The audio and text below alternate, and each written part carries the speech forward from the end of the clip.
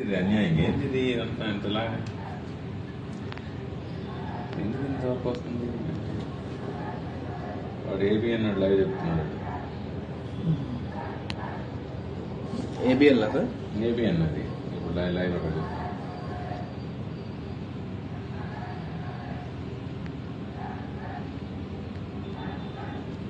Commission వస్తాడు.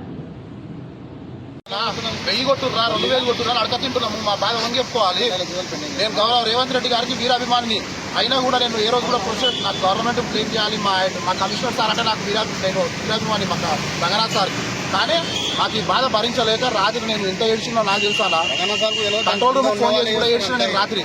జీతం తక్కువ అయింది, ఎట్లా సార్ మాకు ఎట్లా తినాలి ఏంది, నెలకు ఈఎంఐలు ఉంటాయి, ఇవన్నీ ఉంటాయి. ఏకదం 5000 రూపాయలు జీతం తక్కువ అయితే ఏం చేస్తాం సార్? ఇంటి కిరాయిలు నెలకు 7500 ఇంటి కిరాయి ఎట్లా బతకాలి? 2 పిల్లల్ని పెట్టుకొని పోలీస్ టీఆర్ఎఫ్లో కలిపారు మమ్మల్ని. అదే హైడ్రాలో కలిపినాక సాలరీ తక్కువ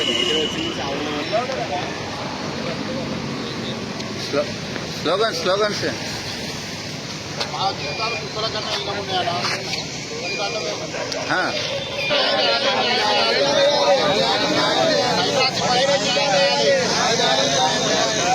న్యాయం చేయాలి, న్యాయం చేయాలి,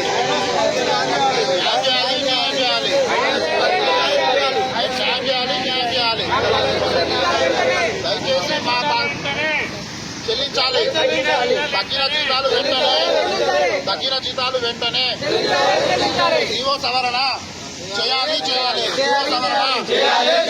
జీవో సవరణ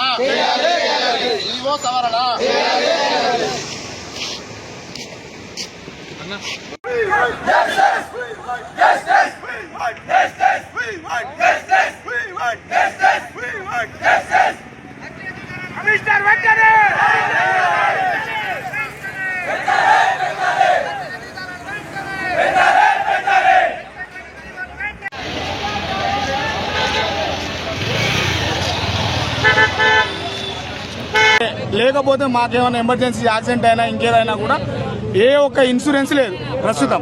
మేము గత ఈవీడియం ఉన్నంత వరకు మాకు ఇన్సూరెన్స్లు ఉన్నాయి. హైడ్రా వచ్చిన తర్వాత రంగనాథ్ సార్ని అడిగినాము, చేస్తామని చెప్పారు. కానీ ఈ రోజు వరకు కూడా ఏ ఒక్క ఇన్సూరెన్స్ లేదు. కరోనా టైంలో ఇన్సూరెన్స్లు ఉన్నాయి. ఇంకోటి రీసెంట్గా ఒక ఎస్ఎల్బిసి టన్నల్ రెస్క్యూలో మేము పోయినాం. దాదాపు ఒక 400 మంది దాకా పోయినాం. 10 రోజులు అక్కడే ఒక్కొక్క బ్యాచ్ విధులు నిర్వహించి వచ్చింది. లోపలికి ఏ ఒక్క పెద్ద ఆఫీసర్ పోలేదు.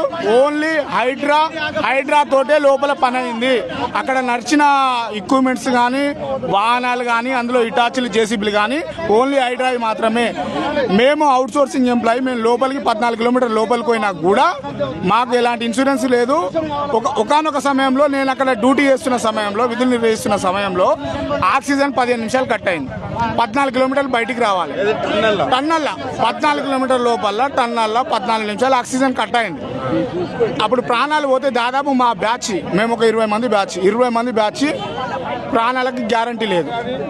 మా పిల్లల్ని వదిలిపెట్టి, ఫ్యామిలీని వదిలిపెట్టి ఈ రాష్ట్రం కోసం, ఈ హైడ్రా అనే పేరు కోసం మేము పోయి సేవ చేస్తుంటే హైడ్రాకు మంచి పేరు ఉంది, ఇలా ఉన్న ఉద్యోగులకు లేదు. అంటే ఏ ప్రభుత్వం అయినా పెంచడానికి చూస్తుంది, లేకపోతే ఏమైనా కొనసాగిస్తుంది. కానీ ఇప్పుడు తగ్గించడాన్ని ఎట్లా చూస్తున్నారు? తగ్గించడాన్ని అంటే మాకు హామీ ఇచ్చారు సార్. గత లాస్ట్ మంతే తగ్గినాయంటే మేము ఆ రోజు కూడా బైకాట్ చేసినాము. బైకాట్ చేస్తే మాకు రంగనాథ్ సార్ గారు హామీ ఇచ్చారు, మీ జీతాలు ఎట్టి పరిస్థితుల్లో తగ్గవని అన్నారు. జీతాలు తగ్గవన్న క్షణంలో మేము ఏకీభవించి బయటకు వచ్చినాం. మాట్లాడిన తర్వాత ఏకీభవించి వచ్చిన తర్వాత నిన్న మాకు ఈవీడిఎం ఉన్నప్పుడు ఈవెన్ 2 తారీఖు 3 తారీఖు సాలరీస్ క్రెడిట్ అయిపోయేది. ఒకవేళ సాలరీ క్రెడిట్ కాకపోతే మునుపటి ఉన్న ఎస్పీ విశ్వజిత్ కంపటి సార్, ఆయన దేవుడు, సాలరీస్ క్రెడిట్ కాకపోతే గత గవర్నమెంట్ ఈవీడిఎం ఉన్నప్పుడు సాలరీస్ క్రెడిట్ కాకపోతే వాళ్ళ కాంట్రాక్టర్లను ఏం చేసేదో ఏమో మాకు తెలియదు. విశ్వజిత్ సార్ 3 తారీఖు వరకు సాలరీ క్రెడిట్ అయ్యేది. కానీ ఈరోజు మా అన్ని పేద కుటుంబాలు సార్ డిస్టిక్ల నుంచి వచ్చి మేము ఈ హైడ్రా కోసం పనిచేస్తున్నాం. మేము 2018 నుంచి ఇందులో విధులు నిర్వహిస్తున్నాము.